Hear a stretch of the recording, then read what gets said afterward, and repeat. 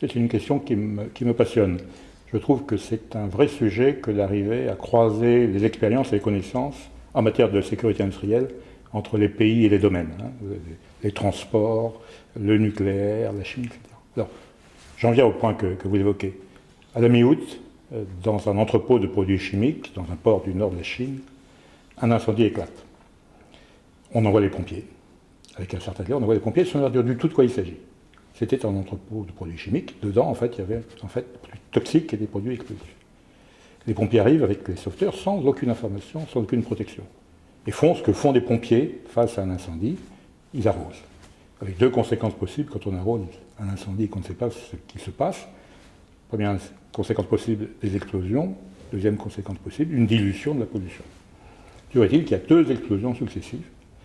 Un certain nombre de pompiers sont tués, l'incendie continue, et in fine, il semble bien qu'il y ait de l'ordre de 200 morts et plusieurs centaines de blessés. Les morts sont pour l'essentiel les pompiers et les sauveteurs. J'ajoute qu'il n'a été pensé qu'il pouvait être opportun d'évacuer des gens alentour que longtemps après. J'ajoute que nous sommes maintenant quand même plus d'un mois après l'affaire et nous ne disposons que des renseignements très parcellaires que je viens d'indiquer. Pour moi, c'est un processus tout à fait identique à celui de Tchernobyl. Un pouvoir fort qui ne veut pas reconnaître dans un premier temps qu'il se passe quelque chose de grave dans une de ses installations industrielles. Donc d'abord le déni, ensuite on envoie des pompiers non préparés, non informés, qui déversent de l'eau, qui laissent des morts, et puis l'étonnement ensuite qu'on songe à évacuer la population. Et puis on maintient malgré tout un épais silence sur les conséquences. Encore une fois, l'idée est qu'il y a sans doute de l'ordre de 200 morts, mais on ne sait pas du tout ce qui s'est passé dans le détail. On sait qu'il y avait dans l'entrepôt du cyanure.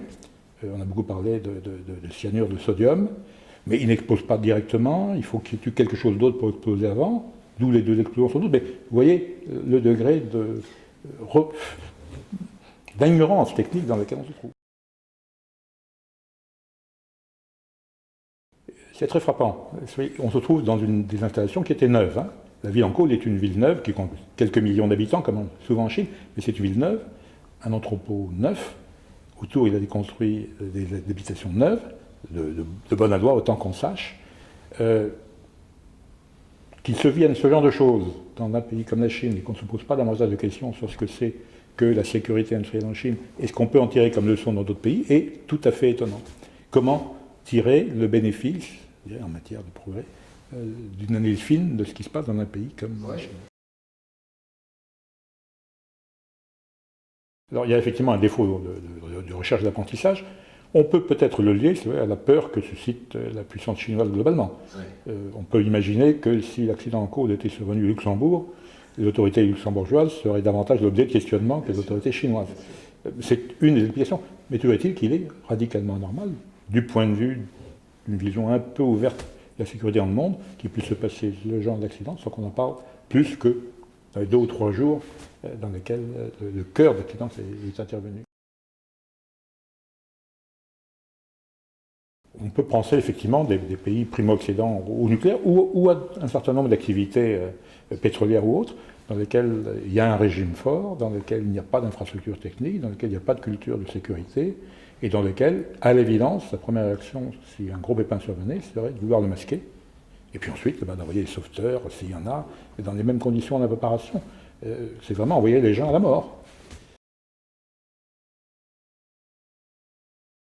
C'est ce qui me frappe, c'est la faiblesse du retour d'expérience ou de l'apprentissage au niveau international dans un certain nombre de domaines.